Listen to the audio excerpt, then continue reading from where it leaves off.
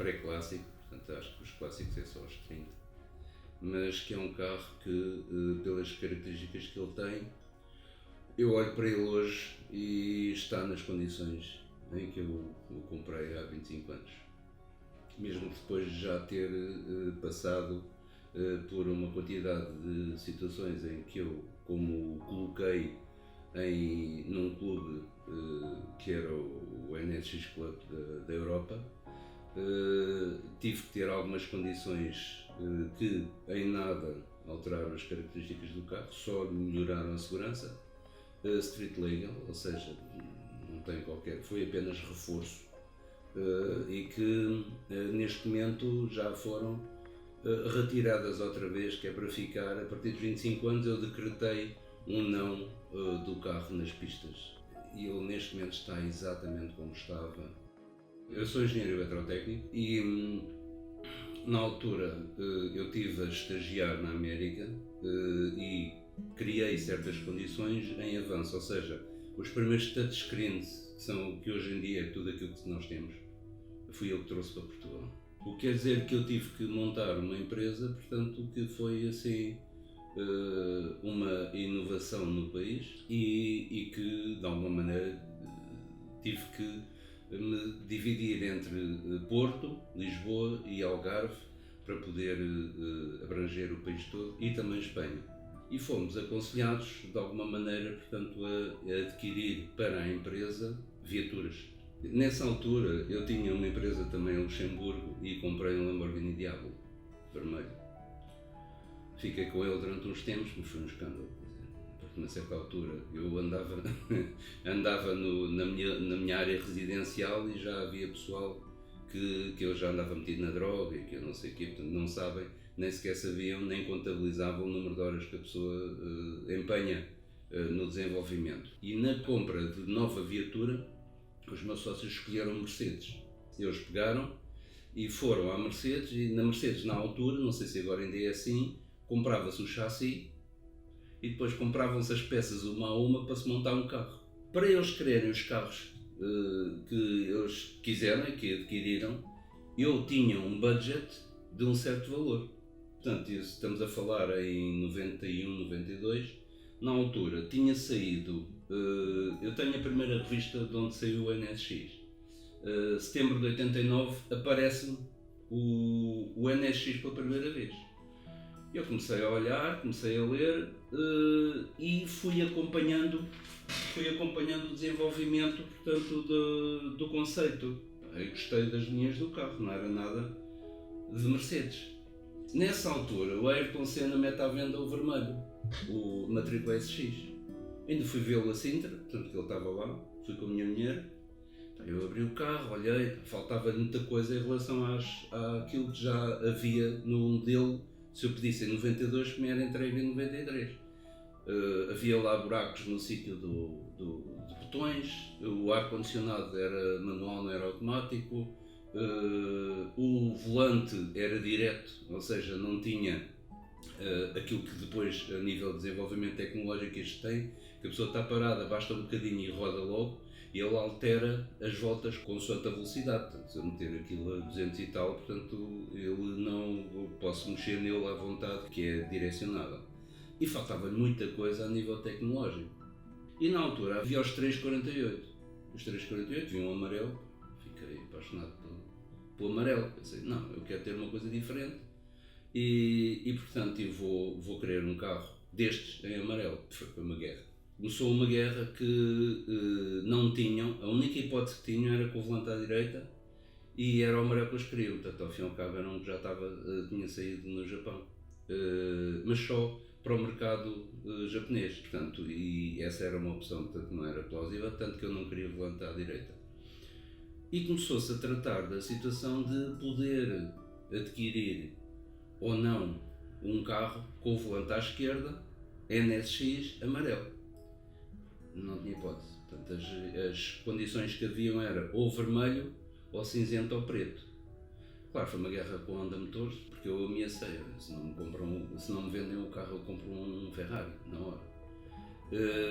E eles não quiseram perder a coisa, então tiveram conversações, mesmo via telefone à minha frente, para ver qual era a possibilidade. A única possibilidade que foi uma conversa que eu tive, que eles disseram, não, na Europa não vai haver amarelos nenhum. E eu perguntei, então mas é assim, Ayrton Senna. Mas o Ayrton Senna não tem um carro amarelo. Pois, mas tem um capacete amarelo. Foi a única hipótese que eu tive, foi assim de repente, pum. Lembrei-me, o amarelo, não tem nada amarelo. Eu disse, não, o capacete amarelo. Para fazer isso tinha que sair um carro de série. E estes carros são feitos à mão, portanto, diariamente. E tinha que ser importado lá, ou seja, não tinha que ser condições de zero. Mais caro. Mas eu, nessa altura, portanto, eu não me preocupei com o preço, eu queria era de facto a situação. Então foi feito um pedido para poder ser aprovado ou não de um carro em que a diferença era que fosse com a mesma pigmentação e perolizado exatamente do amarelo do Ayrton Senna. Eu já tive um capacete, portanto que não era o original, que era uma cópia junto do carro, e de facto eles fizeram um bom trabalho. Que o carro ficou com um código único de cor, portanto foi o primeiro, digamos assim, naquela cor. Só houve esse código de cor em 98, eu fui verificar depois no NSX Prime, e em 98 houve vários pedidos na América, então eles construíram a partir daí, portanto pintaram e fizeram carros de série a partir dessa altura com essa cor. De maneira que foi o primeiro carro que andou aí, e é claro, não podia andar com o carro em lado nenhum, toda a gente estava a dizer, tiveste ali, tiveste lá, mas é claro, era diferente, né? Porque os que haviam de facto, eu já tinha visto aqui um cinzento, um vermelho, antes, e portanto, e foi a história, digamos assim, da aquisição do carro, foi por essa via.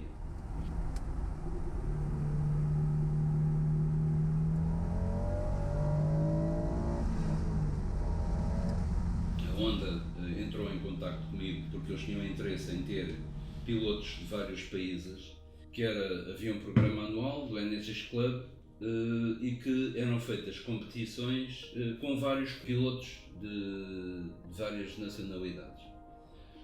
Então as competições que nós fazíamos era isso, era levar o carro, portanto, até aos circuitos, portanto, que eram predestinados para um ano, com datas, e depois competir.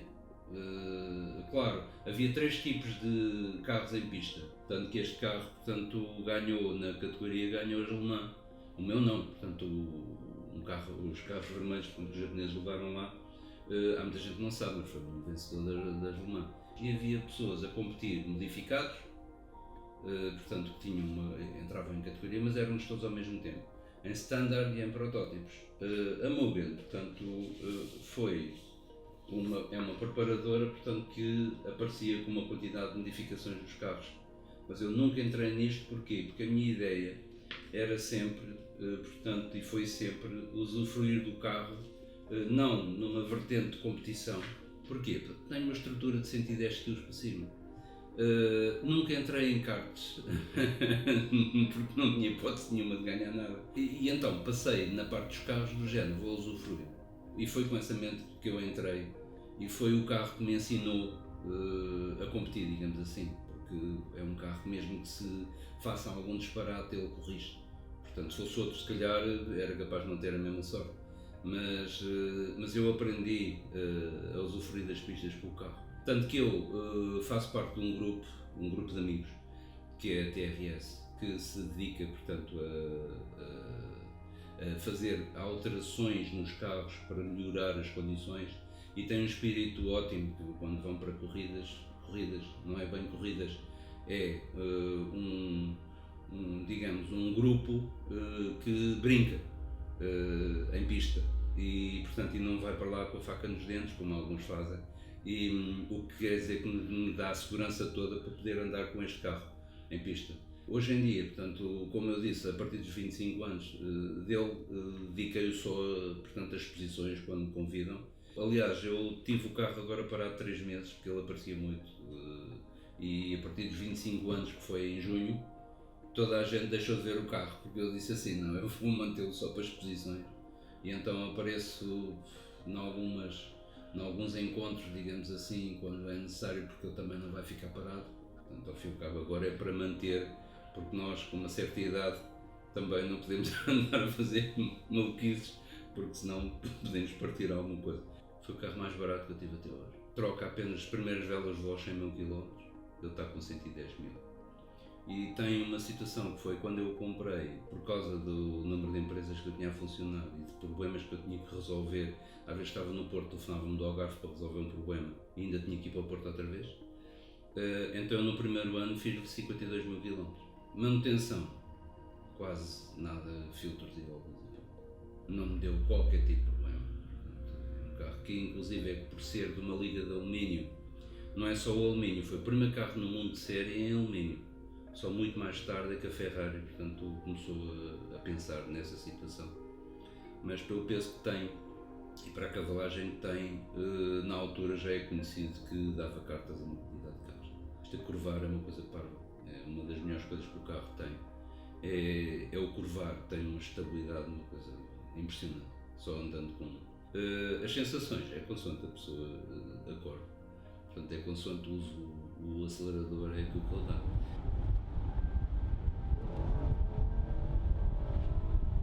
Eu comprei este carro em 92 para me entregar em 93, no dia dos meus anos.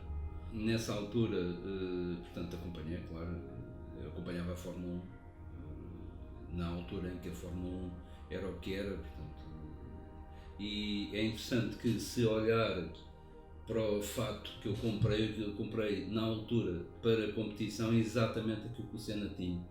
Portanto, as luvas, os sapatos, só não tinha, portanto, a parte dos patrocínios, mas neste momento tenho, ou seja, eu pus os patrocínios todos que eu tinha e tenho uma cópia do fato dele que já andei com ele em pista também, porque enfim, se a pessoa tem, não por uma questão de show-off, não é?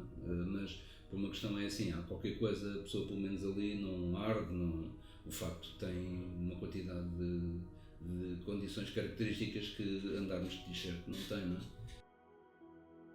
O NSX é um carro especial porquê? Se eu for comparar com o Lamborghini, não tem nada a ver, não. A pessoa do Lamborghini sai de lá com o coração aos saltos. O NSX é um carro que acompanha exatamente aquilo que a pessoa quer. Tanto que a minha mulher andou com ele durante vários tempos. A única coisa que as mulheres não se lembram é que aquilo é um carro muito largo e que os passeios podem, de alguma maneira, dar um toquezinho nas jantes, mas de resto é um carro que uma senhora pode conduzir, porque ele, mesmo em baixas, às 1000 e qualquer coisa rotações, mete-se, ele não chia nada, portanto é um carro muito suave. O meu carro fez a apresentação junto com o novo, portanto a Honda Motor requisitou-me para perguntar se ele podia estar disponível durante um mês no autódromo. Tiveram a fazer a apresentação a nível mundial e foi o meu carro escolhido, tanto que há muitas fotos em muitas revistas, ele aparece em muitas revistas exatamente por causa dessa situação, que era a comparação. É assim, se eu não tivesse este, eu era capaz, se calhar, com as mesmas condições, eu comprava o novo, se não tivesse este.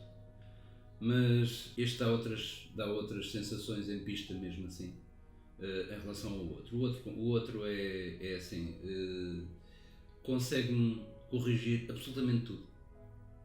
Mesmo que eu vá com velocidade a mais, ele faz o ângulo vetorial nas curvas, ele faz-me coisas macabras, em que a sensação é, ok, vou para a frente e parece que já está tudo seguro e que aquilo é tudo meu. Este já se tem que ter algum cuidado mesmo, mesmo assim não tanto como outros carros. Mas a questão da sensação de conduzir um ou conduzir outro, gosto mais de conduzir o meu. Acho que este é um carro intemporal.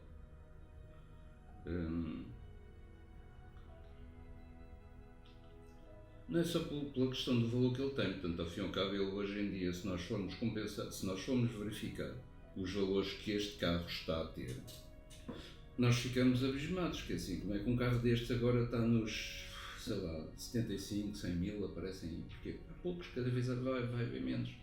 E isto é um ícone, é um carro que foi construído para combater todos os que haviam na altura e conseguiu. No carro estão colocados todas as ideias, todos os projetos, digamos assim, diferentes na altura, toda a parte tecnológica, portanto as diferenças todas, as pessoas não sabem, mas tem não tem uma centralina, portanto isto tem vários centralinas lá. Este, por exemplo, tem um carro que tem caixa negra, ninguém sabe. Havendo alguma coisa, portanto vai-se ver o que é que falhou. Tem uma coisa, portanto, que ainda não adquiri nem no novo, que é a visibilidade. A pessoa, quando entra neste carro, está tudo ali, a pessoa olha à volta, porque ele foi desenhado. Nós, se formos verificar o cockpit, a parte toda que está à volta, é o cockpit do F-16. Ora bem, eu como piloto, olhei, nós temos que ter visibilidade, não é? E às vezes a pessoa vai, por exemplo, para um GTR, um bocadinho de visibilidade e não se consegue. Quando este, por exemplo, é um carro ótimo para viagem. A pessoa diz, viajar, vou daqui ao Porto só para viajar nele. Não, é que se for viajar nele, você vê tudo, vê a estrada logo à frente, vê tudo. Ele é absolutamente panorâmico, consegue-se ver. Em pista então, isso faz a diferença, não é? Porque em pista temos que ter tudo ali à mão, não é? A última vez saí da Bélgica, portanto, quando competi em Spa, saí da Bélgica e só não fiz uma direta para aqui, porque a minha mulher começou a surtar pelo caminho, já estava a imaginar carros a bater de frente comigo e tudo, que ela estava naquela do adormecer.